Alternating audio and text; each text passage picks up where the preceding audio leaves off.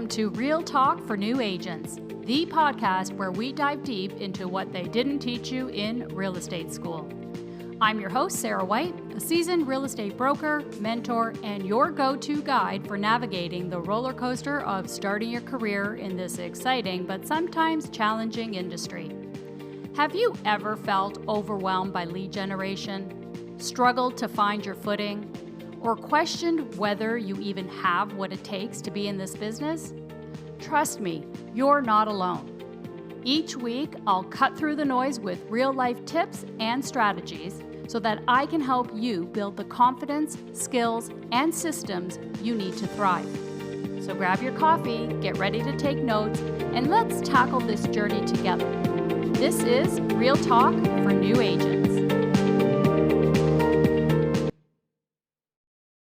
Welcome back, everybody. I'm so happy to have you here. I'm Sarah White, your host, and today we're going to be tackling a topic that can make or break your real estate career, and that's how to master your schedule and implement systems for long-term success. When you're new to the business, the days can actually just slip away so easily, and before you know it, the week's gone and you've barely made any progress. Today, we're going to try and fix that by diving deep into time blocking, self-improvement, and creating systems that will save your sanity and set you up for scalable growth. So, ready? Let's get started. I want to start with a scenario that might sound familiar. You wake up with the best intentions. You're going to prospect, follow up with leads, get through that stack of paperwork, and maybe even fit in a workout.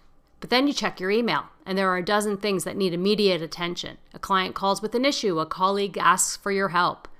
Before you know it, it's 4 p.m., you're scrambling to accomplish even one of the tasks you planned for the day.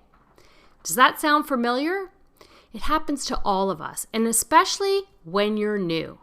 The good news is you can take control of your day, but it requires intentional planning and discipline. So let's talk about one of the best tools for managing your time, and that's time blocking. Time blocking is a simple but powerful strategy. It's about assigning specific blocks of time to a specific task and sticking to it like an appointment with a client. Here's how I use it in my own business. I keep a weekly calendar and everything is color-coded. So as an example, prospecting, I choose green because it's about growth of your business and generating income. Green equals money. Self-improvement, I like to use the color blue. It's calming and it reminds me that it's time to focus on myself. Client appointments, I chose the color red because that indicates urgent and important to me. And for personal appointments, I choose yellow to remind me to enjoy life outside of work.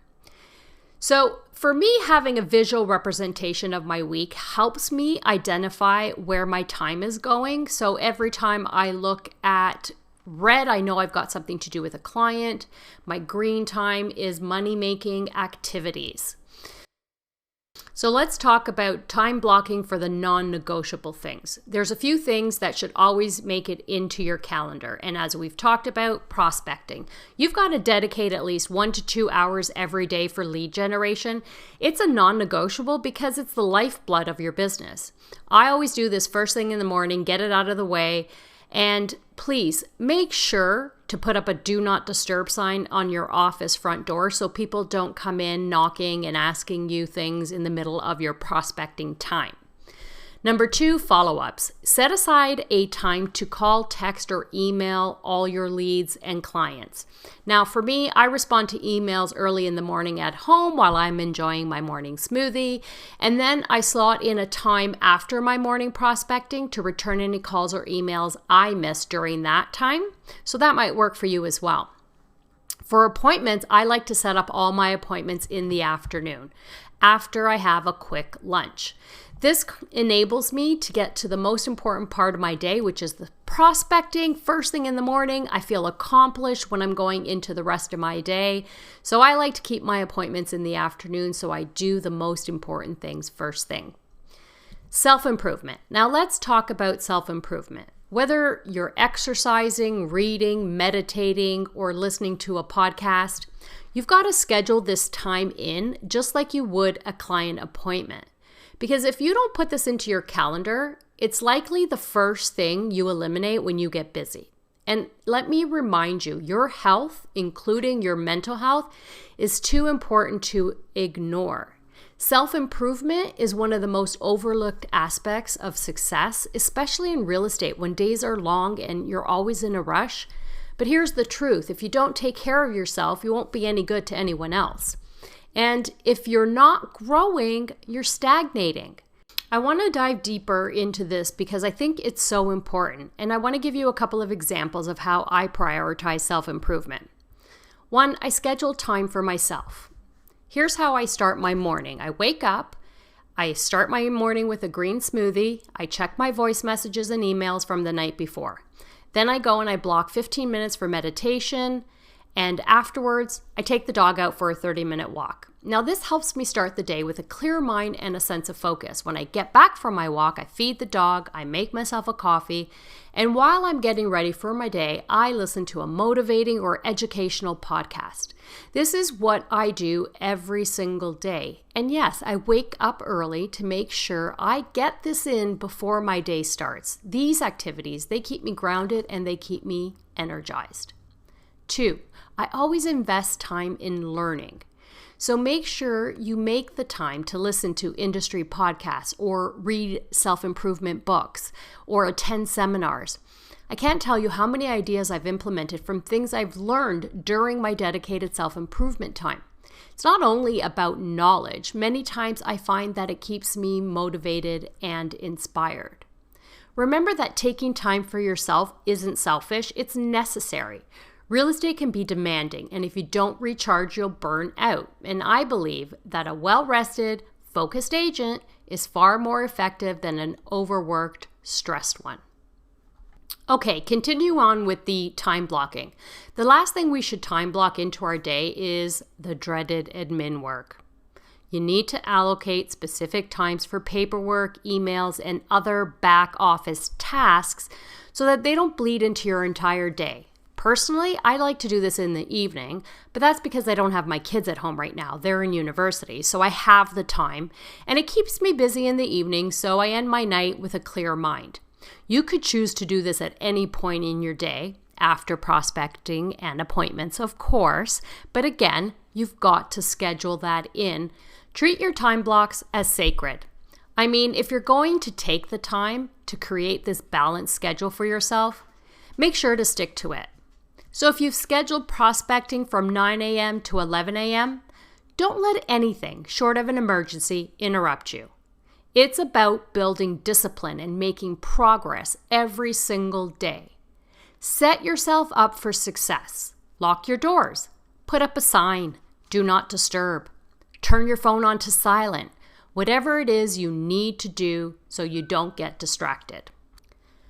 Now that we've talked about managing your time, let's move on to something equally important, creating systems. You should be creating a system for anything you do consistently. If you do something more than once and on a regular basis, you need to implement a system for it. This will really help with your time management, reduce your chance of errors, and when you get to the point of hiring your first assistant, you'll be able to delegate your tasks effortlessly. In the meantime, this is going to help you save time, stay organized, and scale your business. Let's break down the systems you should implement as a new agent. A CRM. I talked about this in depth in episode 2. So if you haven't listened to that yet, hit pause and go back and listen to that one first, as it lays the foundation for this next part. So most CRMs have drip campaigns, and I've heard many agents say they don't like how these campaigns are scripted, so they never use them. That is just crazy. These automatic touch points, they make your life so much easier and guarantee that your clients hear from you regularly. Engagement is critical, and these drip campaigns will save you not only time and energy, but keep you top of mind. Go into the system and edit the scripts. But of course, before this works, you have to make sure you have everyone in your database. So just to review, your sphere of influence, clients, prospects, friends and family. Make sure you've categorized everyone. Are they a buyer, a seller, an investor, or just a referral source for you? Remember, your campaigns will be different for each of these categories, so it's important that everyone has a category. And then automate your monthly touch points within that CRM, such as sending a message for your clients' birthdays and the anniversary of when they moved into their new home. You can also send a New Year message asking them if they have any plans of selling this year or buying an investment property. That alone gets me about 7 to 10 people every year that are either thinking of selling or investing in real estate. The next thing you need to have a system for is your listing and buyer presentations. You should have a standardized template for both listing and buyer presentations. Now, I would check with your office to see if they have one that you can take and customize. That, of course, is the easiest option when you're new to the business. You don't have to recreate the wheel. Use the resources that are provided to you through your brokerage. In the beginning, your listing presentation may have to include your office stats, but once you start closing transactions, you can update all that information with your own. And remember, this document is a template and that you should be updating it every 6 to 12 months as your business is growing. You want to make sure to add your unique value proposition and the services that you're going to offer to these presentations. People want to know what makes you different. We all know that there's an excess of agents out there and everyone seems to know someone in the business. So it's really important that you take your time crafting this part of your presentation. Of course, you're also going to include local market data and have a CMA ready for the property that you are talking about and interviewing for. And of course, include a clear outline of the process. The next system you need a process for is lead inquiries. You want to create a process for responding to leads. As an example, do you want to respond within 10 minutes, 5 minutes, 3 minutes? Find out how they found you so you know what sources are working for you with your marketing and advertising. You want to ask qualifying questions to understand their needs.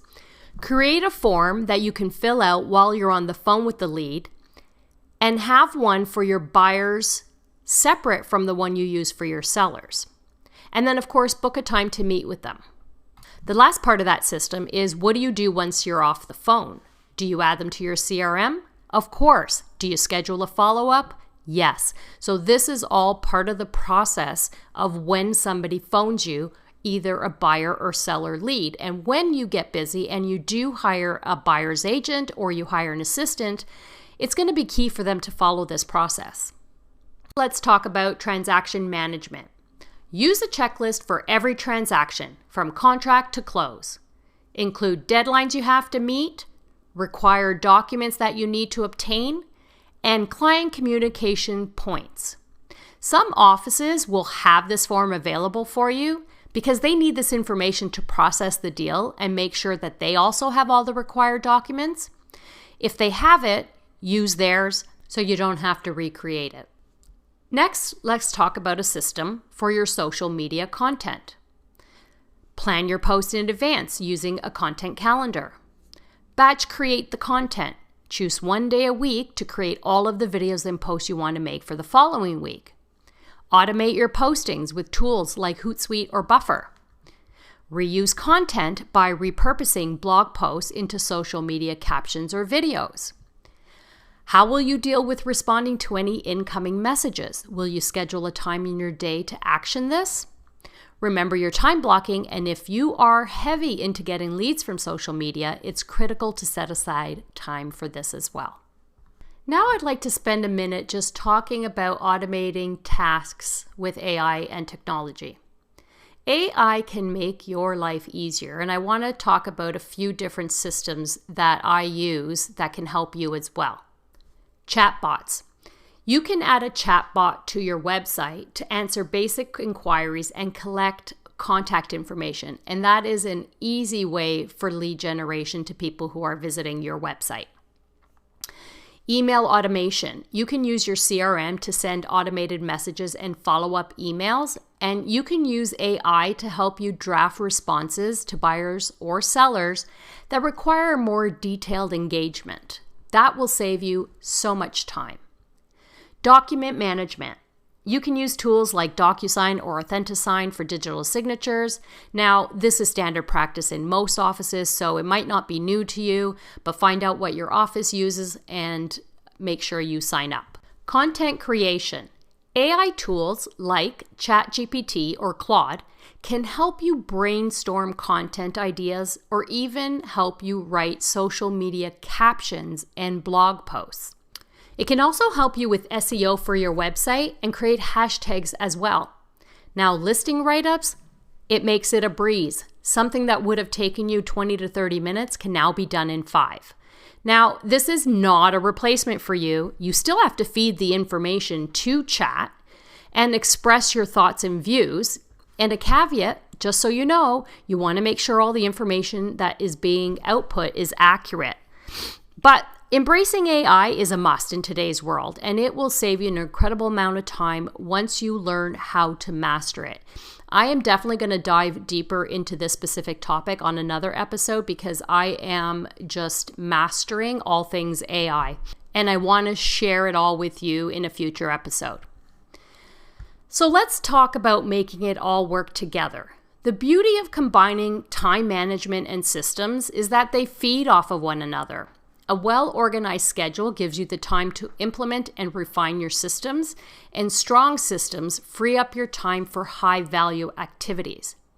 As you progress in this business, you may have additional help like an assistant or a buyer's agent, so you want to make sure you have your processes in place so it'll be easy to bring additional help on board.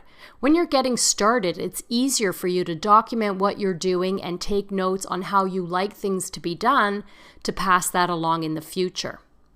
You want to start small, so try not to overhaul your entire business overnight. If you're new, you're getting into the processes, but if you've been doing it for a few months, pick one system or one part of your schedule to focus on and start building from there. For example, maybe just start with your morning routine or start by setting up your CRM workflow. Every month, take a step back and evaluate what's working and what's not.